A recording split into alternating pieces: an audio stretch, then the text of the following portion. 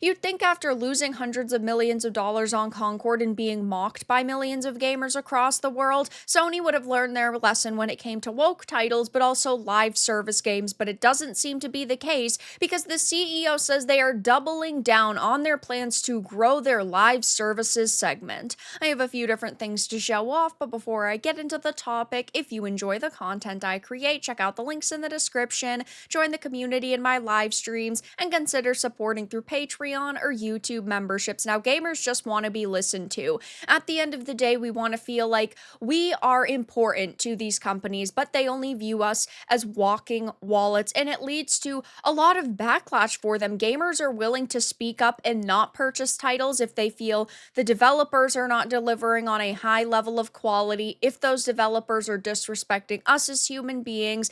And companies like Sony need to realize if they keep putting out bad products, they are going to keep seeing decline in their sales numbers. And now the Sony Interactive Entertainment CEO Herman Hulst has doubled down on the company's goal to grow its live service segment despite the failure of a number of live service games just this year, including, of course, Concord, Multiverses, and Suicide Squad Kill the Justice League. We have seen a lot of failures, and sure, there have been some successes, some games that have done it correctly, like Helldivers 2, for example, but you can't take one or two games and put them against a plethora of failures, especially ones of this size. While we do not know how much money they spent on Multiverses, it was delayed multiple times, it was a year-long fiasco.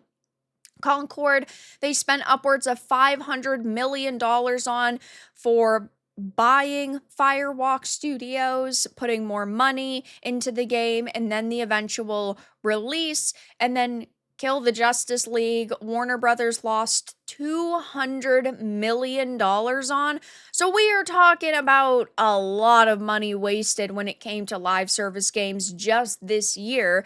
But in an interview with the Japanese website Famitsu, Hulst was asked, how do you evaluate the recent achievements of PlayStation Studios and its current structure? And part of his answer, he stated, we also continue to grow our live services segment, and Helldivers 2 has been a great success. In building a strong portfolio, the studio business group focuses on a rigorous selection of games that offer players a great experience. We are also focused on expanding our IP in new areas, such as the film version of Ghost of Tsushima, which is being produced by PlayStation Productions. But he was asked a follow-up specifically about Concord and Firewalk Studios and whether its failure affected its live service and mobile game strategies. And he said, on the other hand, Concord was discontinued in about 2 weeks, and the closure of 2 studios, Neon Koi and Firewalk, was announced. As the corona disaster settles down, I assume that the game's business is undergoing rapid changes. Are there any changes in your strategy for live service games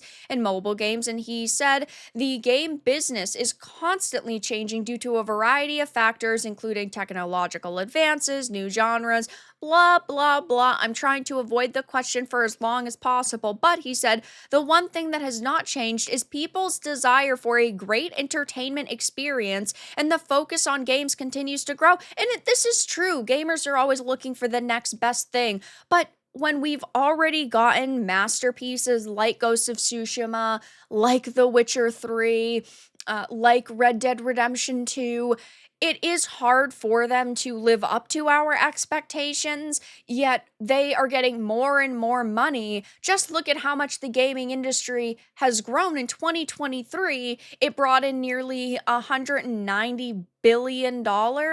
In 2024, it's $208 billion. We're still seeing rapid growth, yet they are not delivering higher quality experiences. And imagine if this year games like Concord were successes, Kill the Justice Leagues were successes, all of these different titles, Star Wars Outlaws, if Assassin's Creed Shadows had come out, if Skull and Bones was really the quadruple A game Ubisoft was expecting, we would have seen like billions and billions more just from Ubisoft, never mind like Warner Brothers games, never mind Sony. It's sad as a gamer to see companies completely misunderstand our criticisms. Live service titles, I do not think, are ever going to be the primary way to consume an experience when it comes to gaming.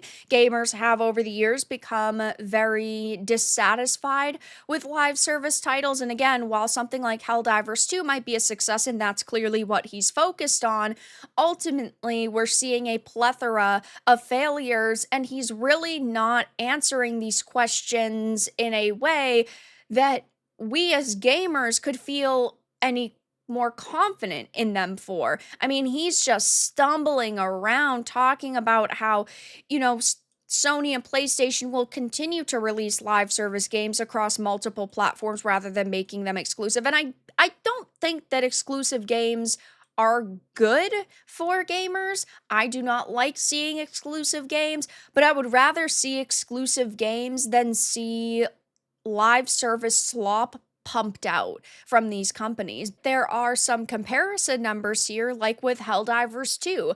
Playing right now is 63,161, and the all-time peak was 458,000 players, and that's pretty good. But after a number of controversies, the player base began slowly to taper off and eventually hit a 24-hour low of 15,636 in September.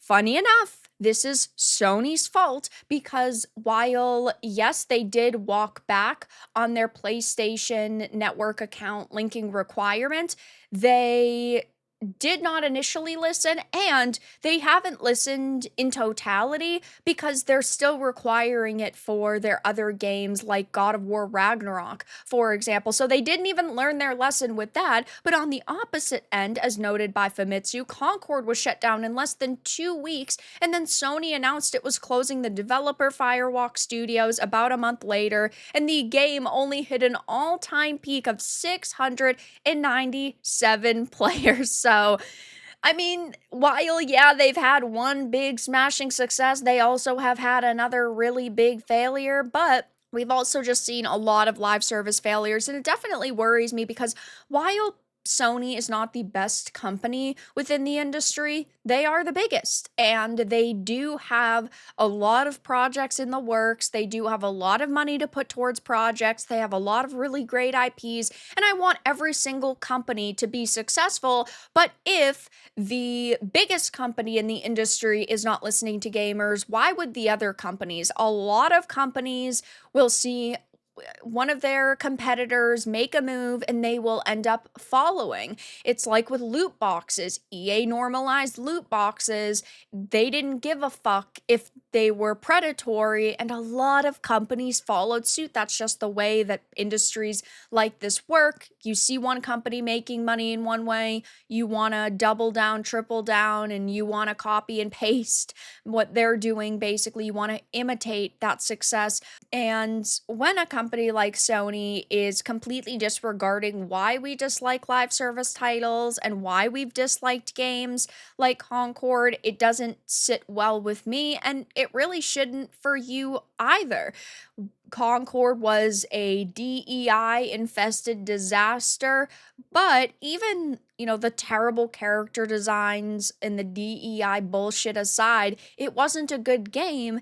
And unfortunately, if they were willing to dump $500 million into that, I don't even want to know some of the other projects that they've got in the works. Now, they thought Concord was going to be a massive new IP for them. That's why they dumped a lot of money into it, and that certainly did not turn out to be the case. Same with Bandai Namco buying Reflector Studios, thinking Unknown Nine Awakening was going to be a smash hit because they got Yennefer's actress. Yikes. These companies are making a lot of bad moves right now, so it's not shocking to hear that Sony is doubling, tripling, and quadrupling down on their live services segment, though it is definitely worrying for the future of the industry, and I will be keeping my eye on this, but it's not good news. That's all that I really had to discuss in this video, though. If you enjoyed, make sure to give it a like, and if you didn't, give it a dislike. I appreciate your support either way, but I'll talk to you all again in the next video really soon.